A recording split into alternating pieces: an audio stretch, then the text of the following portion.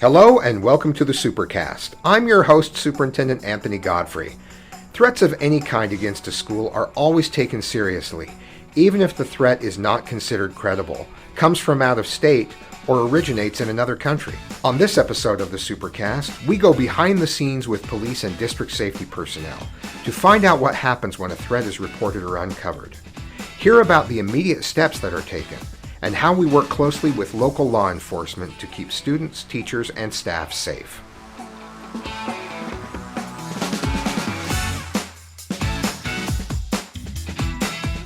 We're talking now with two of the experts that we work with anytime that we have a school threat. Please, let's start by having you introduce yourselves. I'm Cody Stromberg. I'm the Deputy Chief of Police for Harriman City. I'm Matt Alvarez, the new School Safety Coordinator for the Jordan School District. And tell me a little bit about your career path that brought you to this point. Sure. I started my career back in 2006, worked in Sandy City, and then for the Unified Police Department, I was assigned to Harriman City in 2011, and I've been there ever since. Working for the Unified Police Department, doing community policing, in which I was intimately involved with a lot of our school projects, crossings, safe walk routes, school evacuations and reunifications, and all of those types of activities. And then when the Harriman City Police Department separated from Unified Police in 2018, I went over there as a lieutenant in charge of our operations division, and I'm now the deputy chief, where I oversee 55 full-time and over 60 part-time employees. We're very grateful for your assistance day to day and in the case of emergency, of course. And thank you very much for taking the time to be here. Of course. Thanks for having me. If you have to stand up in the middle of the podcast and leap into action, I will understand. They don't usually call me unless something really bad happens, okay, so I think we're safe. Level. Let's hope there are no calls. Yeah. His days Okay. of leaping are over. Okay, that's good. And Matt, talk a little bit about what brought you here. So I'll be brief on my background. I started with the Army. I did 4.5 years there. Got out in 2009. Started with the San Diego Police Department. Worked about 7 years there. Then decided to move the family to Utah. And it's been good. We started with the Saratoga Springs Police Department, and I got into the schools, working as a school resource officer. An opportunity opened up to kind of blend the two with this newfound love of the education side, mixed with the law enforcement side, and real big concerns of school safety. So it's a great opportunity, and I appreciate you guys bringing me on board. Well, we're thrilled to have you. And Matt, we're going to have you back on the podcast to talk more about your position and what's involved and your journey here. Awesome. But thank you for your time today.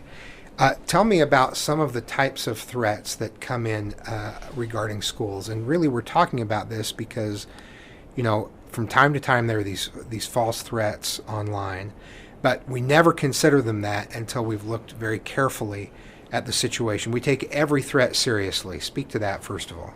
Sure.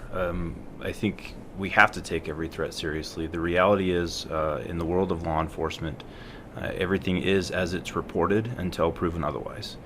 And if you look at some of the statistics, particularly that the state legislature has been gathering through Safe UT and other avenues for the last few years, the reality is that these threats have been happening for a long time. They're just now a little bit more public because of the world of social media in which we live. Yeah. And the reality is that a school violence incident is every parent's and every educator's worst nightmare. And so we have to take that threat seriously until proven otherwise. Along those lines, I mean, it's good to be precautious, right? You never want to say, hey, you knew and you didn't do. It's easier to start with a bigger scene, right, in the law enforcement world. We could shrink it back down. But if you come in too light and now you're trying to expand it because it's worse than you thought, that's harder to do. So we come in taking it for what it is, make it a big scene sometimes, and we shrink it down as we determine it's less valid or less of a threat than we initially thought. Talk me through what happens when you first hear about a threat on social media. There's a nondescript threat. It's not specific to a school, but students in a certain community are starting to spread it around, and in their minds they're assigning it to the school that they attend because they've received it from someone that they know. Yeah, the upside and the downside of social media is that these threats tend to spread like wildfire, which can be good in the sense that we tend to hear about them more quickly than we used to. Yeah. But on the downside, they also can sometimes get misassociated to the wrong school, or they get exaggerated beyond what the original statement was. A lot of times we get reports from concerned parents who are forwarded information from their student or their child, students sharing information back and forth on social media platforms particularly. I think, as I mentioned before, I think the Safe UT app and some of the other efforts that our state government has been involved in recently have helped us to kind of direct those attentions in a positive way and guide that information to where it needs to be. Because when we first receive a threat, we go through our standard investigative process. We try and figure out, is it a legitimate threat? Where is it specific to, or is it specific to anywhere? And that will dictate our response, where you could see anything from a physical response of additional officers in school to kind of a behind-the-scenes, more quiet response where we can identify a specific individual and we have investigators or officers that will go contact that individual directly and go through our investigation that way. Clearly, those types of threats are a serious concern. There are criminal statutes specifically related to making threats against schools now that allow us a little bit more latitude to push these investigations further. But the reality is the world in which we live is one of rapid information, and sometimes that information is inaccurate, which makes it difficult at times for us to respond appropriately. So like Matt was saying, we'll start wide, and then we'll try to narrow our focus from there. Yeah, the information we get is pretty fluid sometimes. It's like, oh, we got it. It's over here. Well, hold on. We're getting new information over here. But we can't ignore the previous information. So we have to kind of be ready to adapt and respond. And so you'll have different levels of facets of the response, physical presence there while doing stuff behind the scenes. Social media does have the advantage of leaving that digital footprint. We can track things, which is great. People think Snapchat's, got that erase. No, we'll get it. If it comes down to it, we can dig deep enough. With recent incidents, Snapchat was how we were able to make our determinations through warrants and get that kind of stuff going. And I don't want to speak too much because it was the department who did that, but it was a fantastic job. But yeah, so I mean, it's both a blessing and a curse. And what you just said, Matt, re-emphasizes the importance of those strong relationships that we work on all the time, is making sure that we have good communication, because neither one of us can be as responsive to schools as we need to be without helping each other out. Stay with us when we come back. More on potential threats targeting schools and how we work with local law enforcement to hold the suspect or suspects accountable.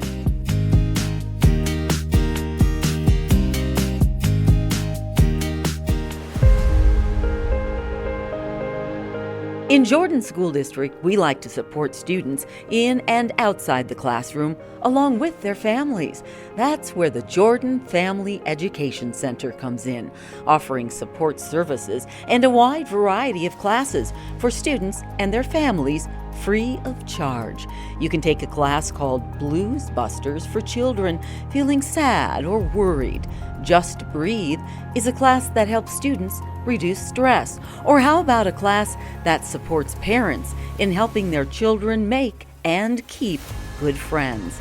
There are also support groups and free counseling, all provided by Jordan School District school psychologists and counselors. To find out how you can benefit from free family support services offered by the Jordan Family Education Center, call 801-565-7442 or visit guidance.jordandistrict.org. Walk us through the steps that you take once you find out about a threat from a police department standpoint and from the district standpoint. For us, we receive that information through a multitude of sources. One, of course, is the Safe UT and the resources that are set up through the state.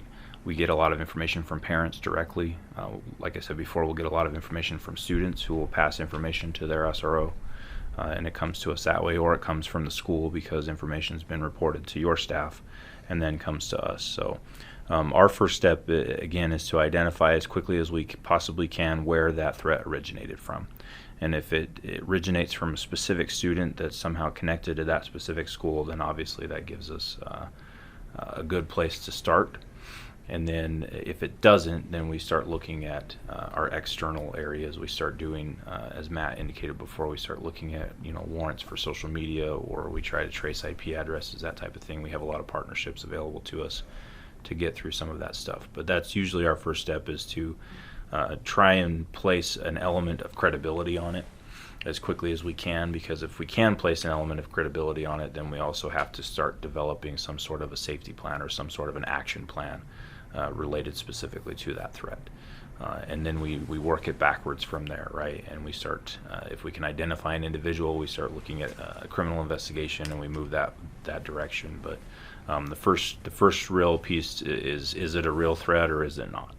And I say real, but the reality is they're all real threats. Is it a threat that's credible or is likely to be carried out, or is it something that somebody just said because of, they're venting, or we have mental health crisis, or things that are happening that our youth are impacted by? And sometimes, let's be honest, kids say dumb things sometimes. So they're not meaning that they're going to go through with it. Sure. But we have to treat it that way until we can prove otherwise. So we have to put an element of credibility on it, and then we start trying to trace where it came from. And as you described, in regards to recent events, it's establishing, does this even apply to our area? Mm-hmm. Was this even intended as a message for any of our cities? So. And a lot of that happens simultaneously. I could tell you with the specific incident we were dealing with on Friday, the SRO obviously was intimately involved in, okay, what's the plan? But I also had detectives. I had a detective who was assigned to do the warrants on the IP address. I had a detective who was assigned to follow up on social media accounts. I had a detective who was assigned to liaise with the district and pass information back and forth. So a lot of that stuff kind of happens simultaneously until we get to a point where we can confidently say that we don't believe the threat is credible, and then we might scale it back. But there's a lot of things that have to happen in that first few minutes, and whether the report comes from Safe UT or from the district or from a parent or student, the reality is the process is much the same. And then we make sure that we loop in our partners. If we get a tip from Safe UT or from a parent, then we'll call the school and deal with the administration directly. We'll bring Matt into it and try and make sure that we're all on the same page and operating off of the same set of facts. Yeah, and the report comes to the school exactly the same way. Whether it's the students reporting it directly to us, we see it through Safe UT, we catch it on social media, or the police department lets us know in reverse. Our response is, you got the principals, they're there, they're on the ground. You got the school staff, faculty, and we continuously train on this kind of stuff. You've got your initial information. If you have a name, if you have a lead, the first thought for the principals is, what's the way to make it safe? How we got to make the school safe? Is it a lockdown situation? Is it a secure situation? Is it kind of just, okay, we have flippant comments here, let's work with the police department and determine more of what we have. In the case where we keep referencing on Friday, when that information came to us, the police department was already there. Presence was fantastic. I saw these guys out there working, doing their various things. The uniform presence in and out of the school was awesome. I was there to help alleviate for the principal's task. He still has a school to run, right? And he's dealing with the parents' phone calls. He's doing other stuff. So my job was to help deal with the law enforcement side of it. However, we can assist, because at this point, you get a threat like this. Yeah, it's against us, but they're the ones with the tools and the resources. That if we find out some information, it's not us who's going to go do it. It's them, right? If there's some validity to it. So how can we be a resource to them at this point? Meanwhile, keeping our focus on making sure the kids are safe. And how can we assist that, stay out of their way, keep the kids safe out of the way, and continue to operate that way? And that's where that partnership comes in. Continually deal with that message.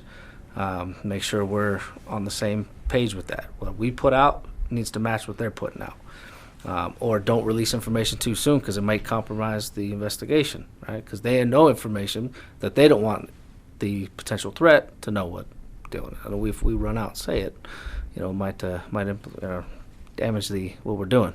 So, yeah, for us, it's that initial response. We're there first, in a sense. The SRO's there, but make it safe, be that resource, and watch the kids and continue to run that school and go from there. Yeah, I think you mentioned something really important, Matt, that maybe we don't always consider, and that is the disruption that these threats sometimes cause to the school, particularly. Even a non-credible threat causes significant disruption to the school day, whether we do lockdown or lockout or secure or not. The reality is there are a lot of kids who either don't come to school because their parents don't want them to, or they get checked out in the middle of the day, or they don't go to class, or just the anxiety that some of our educators face, the teachers in the classroom are having to try and keep control of the kids while all this is going on and try and have a normal school day while they're waiting for information, right? I think that's something we don't talk about enough, is the disruption to the teachers and the students who are actually in the school not having a lot of information but still having to go through their school day, and it's really, really difficult. And that's one of the things that we don't really have great answers for, because again, we have to treat every threat as a real credible threat until proven otherwise, but we also just can't immediately say that it's not. So Sure. There's certainly an element of disruption that occurs that makes it really, really difficult for our teachers too. Yeah, I appreciate that. We really try to balance it out like you described. We want to be responsive to every threat, take it very seriously, but minimize the distraction and the disruption that it creates. Let's speak to the statute that's out there. That it's a recent change in the law that allows you to pursue more aggressively those kind of false threats and perpetuating those false threats.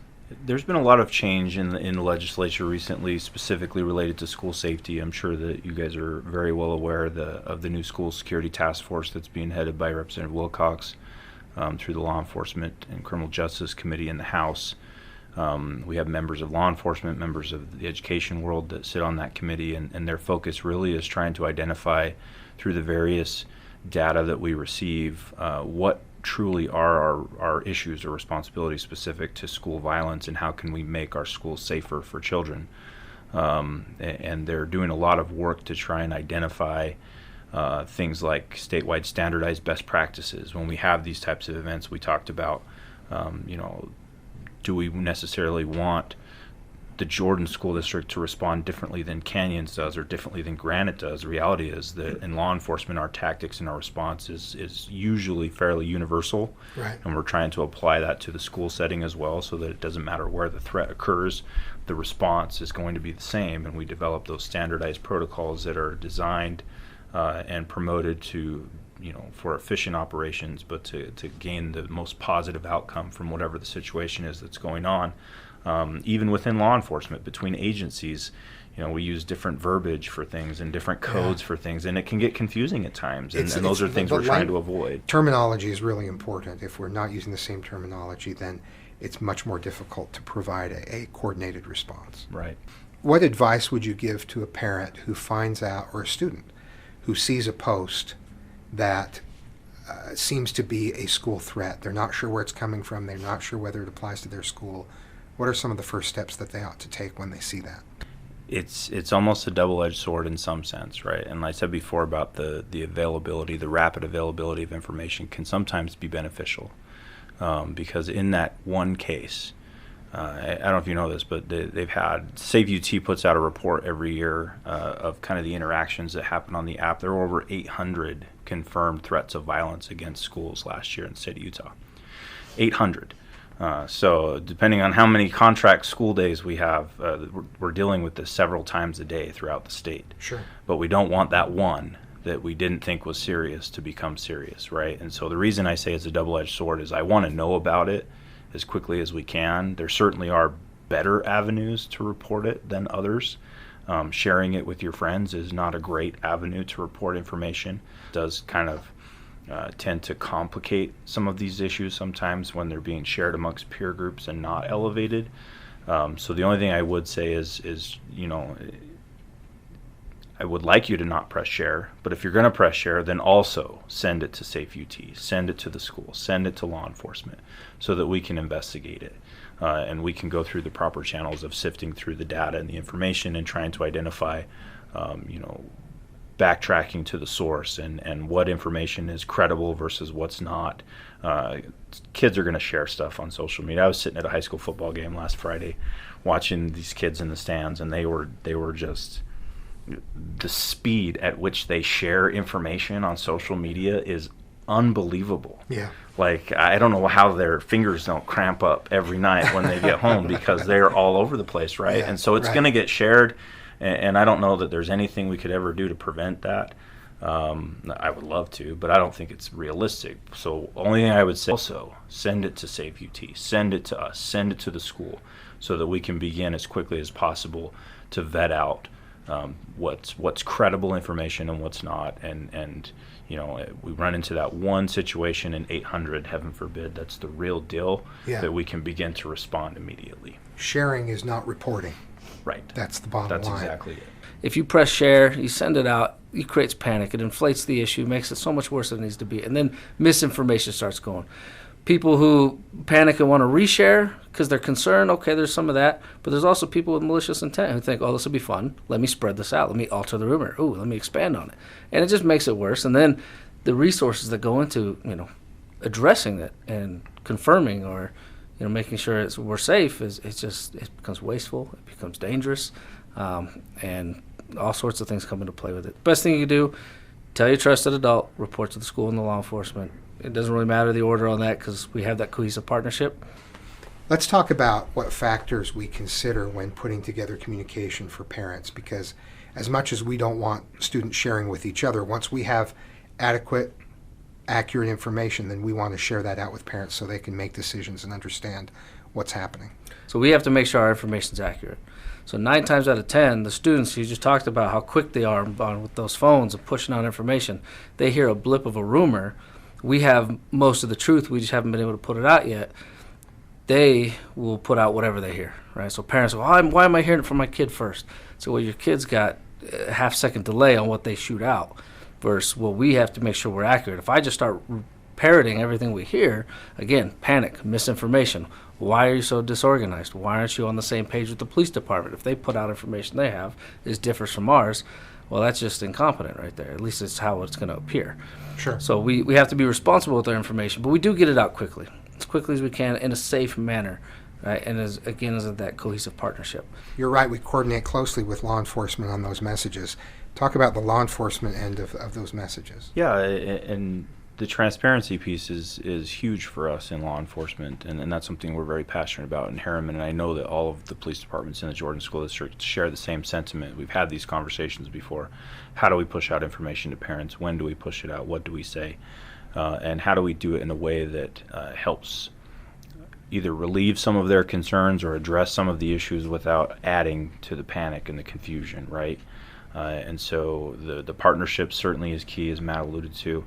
I spent most of the day on Friday back and forth on the phone with the district's communications team with the threat that we were dealing with at Harriman High School. From the law enforcement perspective, the safety of students is obviously the highest priority, but we also have to factor in things like traffic impact, right? If we suddenly have a bunch of parents who show up to a school wanting to pick up their kids, how do we manage that? How do we provide them accurate and adequate information that they can then make a reasonable, informed decision as to what they're going to do with their student? And so we try, like Matt said, we try to push out information as quickly as possible, but we're also obligated to push out the truth. And we have to make sure that it's vetted, and we have to make sure that we have a plan and that we're addressing the issues that need to be addressed, as opposed to being a part or facilitating and spreading rumors, which is usually not helpful. What's interesting to note, especially in some recent events that we dealt with, is that sometimes something starts in another state, states away from where we are, but it spreads through social media, and there are lots of abbreviations for school names that end in HS, and that can be applied to many schools nationwide, or a reference to a mascot or that sort of thing. We've seen that over the years. So that's part of the reason that we have to take a little bit of time to verify the information. If we know there's an imminent danger, we're going to communicate that immediately. It's making sure that we've followed up on the information we receive, and we're sending out the most actionable information, the most useful information to parents, so that they can make a clear choice. Yeah, I think you're exactly right, and that's exactly the situation we were faced with last Friday, with a message that originated from out of state, but because of some references to homecoming and because of some acronyms that were used, suddenly it ends up in our backyard. Right. And we're trying to sift through where that came from. Now, we certainly have a lot of partnerships, both at the state and federal level, that allow us to rapidly move through some of that information and do some of that back tracing. But at the same time, that doesn't help the panic that happens for the 2 or 3 hours before that information goes out to the public, right? Sure. And so we want to make sure that we're responsive to the parents. But what I tell the parents most often is exactly as you said, Dr. Godfrey, that if we had a legitimate and credible threat that we felt the safety of students was in jeopardy, we would let you know. Right. Right? Immediately. Right? Yeah. We would let you know immediately. We would have a plan to address it. We would tell you what the plan is for the most part. We don't necessarily divulge all of our tactics, but we would tell you what to expect. And if you're not seeing that from the police department, then we're probably in a pretty decent place. And if things change, we'll let you know. But at the same time, you can't discount the feelings that the parents have, right? Right. I have 4 children in the district, and when things like that come across my desk or through social media, I have the exact same first thought, which is, where are my kids? Are my kids okay? And then you work through the rest of it, and you have to respect that, those concerns that come from the parent level. And so we're trying to push out information that we have, but we want to make sure that it's accurate. So just like you said, we work through that. If there were a credible threat that safety of students was in jeopardy, we would certainly let people know immediately, and we would have a plan to address it. I can't thank you both enough for taking time today, but most of all for everything you do to keep our students safe. We've worked with Harriman for a long time very effectively, and it's obvious how much you care about students and all the officers we work with in all the cities, how much they care about keeping students and teachers and employees safe. And Matt, we've worked with you before as an officer and now on staff here at Jordan, and we're very grateful for your dedication to everyone's safety as well. So thank you both for everything you do. Our schools are very, very safe places to be, and they will continue to be with your efforts. So thank you very much. Can't speak highly enough of our partnership with the Jordan School District, and it's something that's been long-seated and has been going on for a long time, and you've carried that tradition forward, certainly, in identifying new ways that we can be more efficient and effective. Like you said, I think our schools are very, very safe, but we can always do better. So we're always looking for ways to make improvements. And so these types of discussions and the information that comes out of what can be a stressful situation sometimes becomes very valuable in helping us to identify better ways to do things in the future. Absolutely. Well, thank you very much. Thanks for joining us on another episode of the Supercast. Remember, education is the most important thing you'll do today. We'll see you out there.